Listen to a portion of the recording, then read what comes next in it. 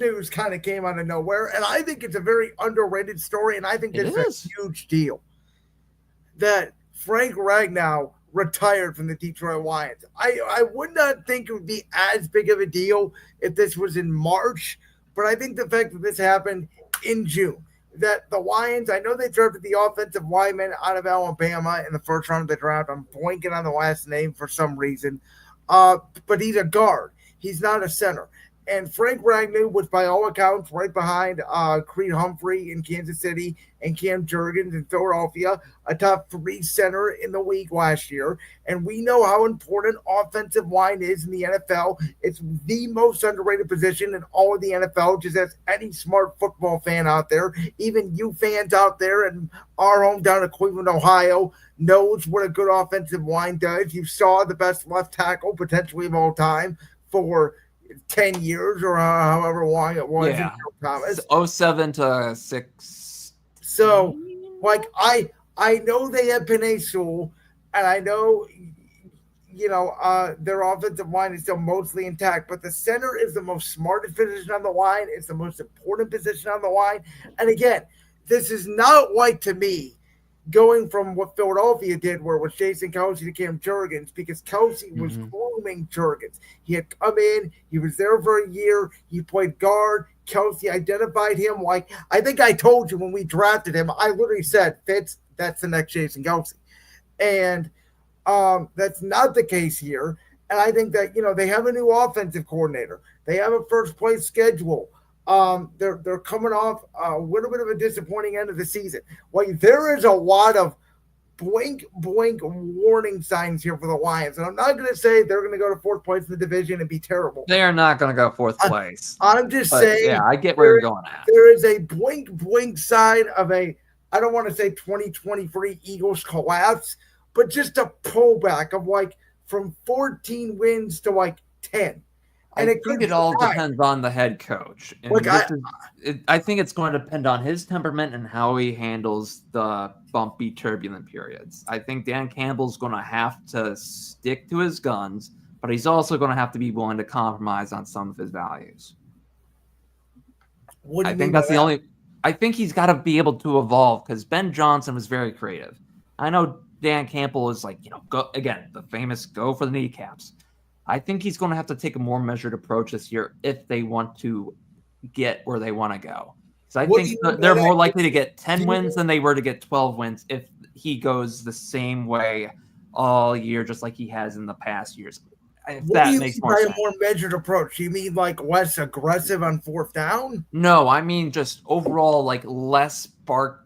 Not it's not bad he's just over exuberant, but I think he needs to dial it in and be a more composed sideline leader. I think that will help. This is where I'll disagree on that, because I think you have to be yourself. I mean, remember what you just said. Yeah, you have to be yourself, but I think there is a level where he can dial it back just a touch. I think that wins you 2 games. What you were saying about Dan Campbell is exactly what every idiot out there was saying about Nick Sirianni midway through last season when Philly fans were calling for his head. And I was never calling for his head. You know that. Oh, this is God, your witness. I was the only person in Philadelphia saying, no, this team is so good, they're probably going to win the Super Bowl. And you were right. But back to Ragnow, though. Let's get back to that before we go off on the whole tangent. Ragnow retiring, I wouldn't compare it even to the Andrew Luck thing. I still remember the place and time I was at. Oh no, but it's not Andrew Luck. When you see a guy like this retire early, it's not because, at least in this case, it wasn't because of a Calvin Johnson thing where the organization's just bleh. And this is funny enough, Lions, but. I don't know if you remember this linebacker. He was a 3-time, I think, all Big Ten. I got him pulled up. No, Chris Borland. Do you remember him? He was a Ohio kid. Went to Wisconsin. 3rd round, 77th out in 2014 to San Fran. Archbishop Alter. He retired only after 1 year, and he was a solid player. He had 100 in his only NFL season. He had 107 total tackles, a sack, a fumble recovery, and 2 picks. He was a young, rising player. He's only 34 right now, and he retired after 1 year in the NFL. And I know that was more of a different situation, but I think more of these guys, especially, are starting to see, with Frank Ragnow, like whatever the issue is with his, whether it's his back or whatever it might be, I think I think there are players who are starting to realize, and you're starting to see some guys going a little earlier than I think you would think they would. What concerns me if I'm a Lions fan, I'm just going to put this in a Lions fan perspective. Friend of the show, Jalen Sandvik, who's filled in for Josh before. He's been on my show. The fans know Jalen. He's a huge Detroit Lions fan. What concerns me if I'm a Lions fan is the wording that was used around his retirement, which was he basically told Detroit that, you know what, probably not going to retire about 80-20 coming back. And then this week, he got out on the field and he was like, my body cannot take it anymore. And so that's where I'm concerned as a Lions fan. I'm like, uh-oh, we weren't prepared for this. And this was all of a sudden. And listen, as much as every football fan loves wide receivers and running backs and quarterbacks and the flashy players, I still feel like the Bengals should have taken a tackle on that 2020 draft, even though it's fun to see him. The way I look at it, hey, who's been to the Super Bowl? That's the argument right there. Now the Lions didn't get to a Super Bowl, but the Bengals got to one.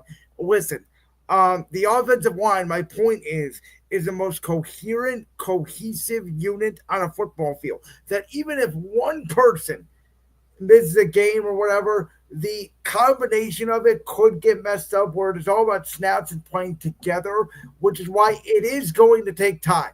And I don't know if you know the Lions' early schedule or not.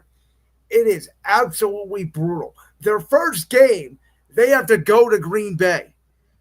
And they've owned Green Bay the last 2 years, and I don't think Green Bay is going to be that much improved, are they? I think they're going to be greatly improved because I looked at their schedule. I think Alex Wilcox's Packers are winning the NFC North, and I'm very vindicated in that because I think the Lions are going to get off to a slow start. There's a lot of new there. Like I think week 1, Packers have a massive advantage. They're at home. They have all their coaching staff back. Everybody presumably healthy. Detroit has they finally picked a first-round wide receiver. And they did. And Detroit has a new center. Detroit has a new offensive coordinator, a new defensive coordinator. That stuff matters, and it takes time. And then after that, guess who they get to play after week 1? Their old buddy Ben Johnson and the Chicago Bears, who I think should be what I thought they were going to be last year, which is a 10-win wild card football team. I think they're going to be just short of the wild card. They'll get close. I think they are 1 year away from that. They're going to be at least 500 or better, but it's going to be that close, man. I think they're going to be right there on the edge. Well, and then Fitz, guess who they get to play in week 3? Oh, joy. Let me guess. It's not Minnesota, but it's going to be Philly, right? No. Kansas City. No. They play them in week 6.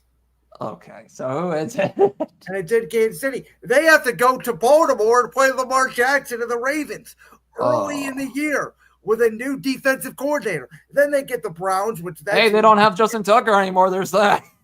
Okay, but then guess what? After they play the Browns, that's a win. We'll get in that. Then they have to go to the team we just talked about, the Cincinnati Bengals. And then the Browns got the worst schedule in the NFL, in my opinion. Worse than Detroit, because even looking at the QB situation, too. I'll say this. The Giants got it worse. Did you see the Giants schedule? I don't care about the Giants schedule. All I see is 500, 500, 500, 500, 500, and we're going below.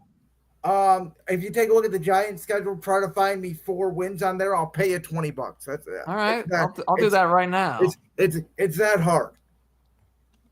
Who do I think the Giants would beat in 2025? This is an impromptu topic, folks. Because I'm curious, because I think the Browns are real, unless Flacco goes on full season carpet ride. Let's see. Week 1. I think Dallas is beatable. They lost Zach Martin, right? They lost Zach Martin. That's week 2. Week 1, they're out Washington. Yeah, sorry. I meant to say week 2. We'll see about the Chargers. Again, the Chargers are going to beat the brakes off them. Yeah, that's probably a game where they... But again, the Chargers have this history of just always kicking their fans in the you-know-where. New Orleans is obviously New Orleans for sure. I think they can beat Dallas. I think the Giants can. I disagree with that. I don't think they match up well Schottenheimer. Schottenheimer. You're telling me you think week 2 Schottenheimer will beat them? As much as I crap on Dable, you think they will? Yes. In Dallas, yes. Let's see. Where else do I think? Because they're going to get one big upset win somewhere. Who knows? They could actually beat the Lions in week 12. No shot. You don't think someone's going to lose? They're going to either lose that game or the Thanksgiving game. You got to pick one. No shot. That will be what the Lions did to the Jaguars last year. But the Patriots, I could see them beating the Patriots depending on how. No shot. The New England Patriots are making the playoffs this year. They are going to be one of the most improved teams in the AFC. And by the way, they'll be improved, but they won't be. We mentioned in Where Things Stand. We mentioned the stats that Drake May had definitely taken a jump. But again, I think I see 4 wins on here. I see Vegas. I see New England. Vegas. Not with Fitzgerald. Oh no, I disagree with you completely. I think here's why I think otherwise. I think they're going to have a great start for Vegas, and then they're going to get injured to all hell. I think that's what's going to happen. What's your favorite drink other than water? Do you like Dr. Pepper? Do you like Gatorade? Lemonade. Lemonade. All right, I will get you a regular 20-ounce bottle of some lemonade. If the Giants win, I'll put the over/under 3.5. All right, that's cool with me. We'll virtual shake on it.